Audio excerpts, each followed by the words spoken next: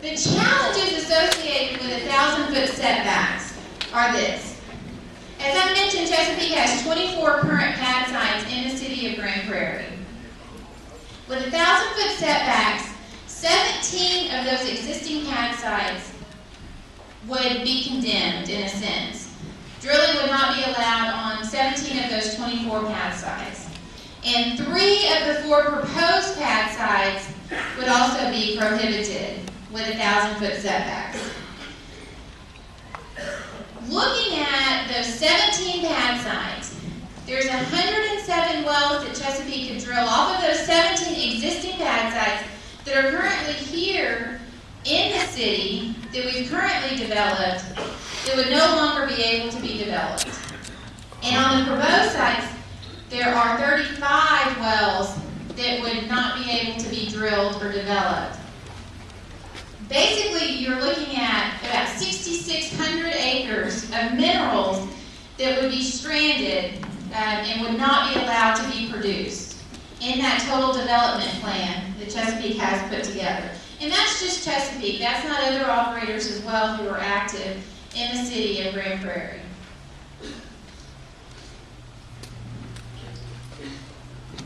What does that really mean? Basically, it means 3 things. If you remember earlier, I mentioned that the total development plan that Chesapeake has for the city of Grand Prairie includes 196 wells. Currently, we've drilled 60.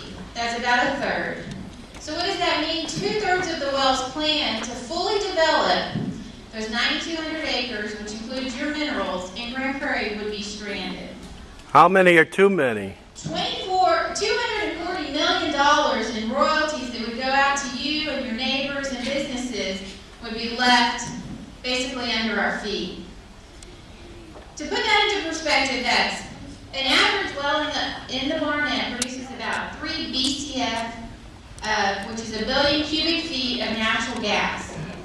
If you're stranding 107 wells out there, that's, let's see if I get this right, 320 billion cubic feet of natural gas that would be left in the ground below us.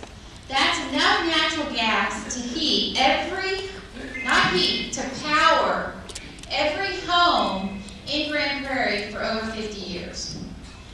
That's a natural resource that we can't afford to just leave in the ground, that we need to fuel our economy, a clean burning and abundant natural resource that's here under our American soil. What else is in jeopardy? What else does that bring up?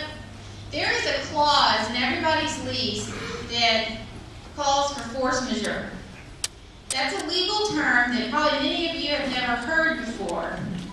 But that legal term basically allows the operator the chance to work through any condition that they don't have control over, such as a moratorium, and not impact the original contract that is made with the lessor.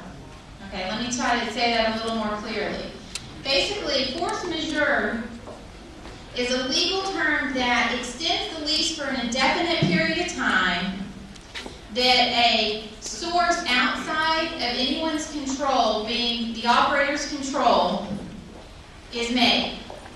If your lease is not held by production and you have a specific term associated with that lease, the moratorium could prohibit us from developing your minerals in that contracted time period.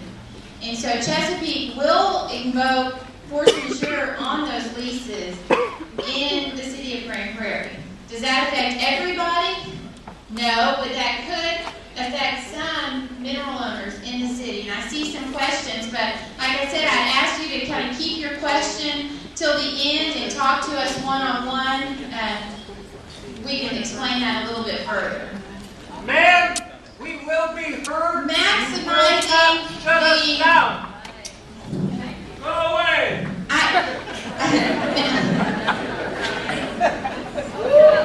The next point I want to make is basically to say that there are existing pad sites that have been existing here in the city of Grand Prairie for numerous years. We've been active in Grand Prairie since 2007 and have been actively drilling pad sites over those 3 years. And the moratorium and the potential for increased setbacks could limit the potential of each of those pad sites. What does that mean to you? That's the question we've really been getting from many of you and from many of your neighbors who've leased with us as well. What does that mean to you specifically as a Chesapeake lessor or a lessor who owns minerals here in the city of Grand Prairie? If we're not able to fully develop the 9,200 acres that we have leased, that means reduced royalty incomes to royalty owners in the city. That means there's going to be wells that we have planned for the units that your property are in that won't get drilled if the existing pad sites and the proposed pad sites that we have are not protected and allowed to be fully developed. Investments have been made on those, 28 pad sites, 24 existing and 4 proposed, according to a certain set of rules. Okay, if those rules change, then the development plan cannot go forward.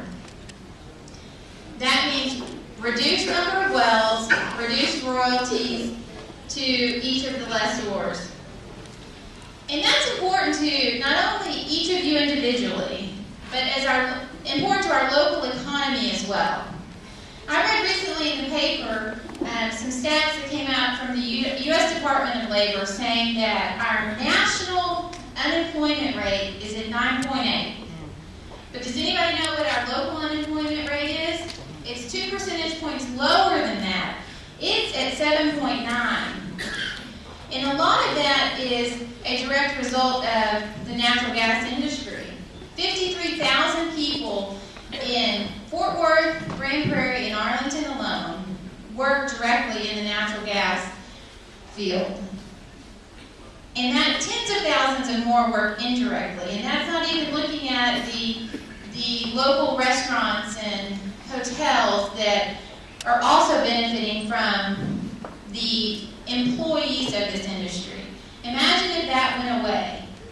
If drilling is limited, that will go away.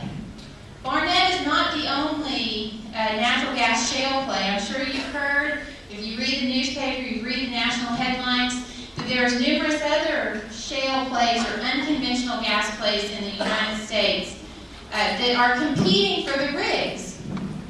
Chesapeake had 43 rigs running 2 years ago. We have 20-something running today.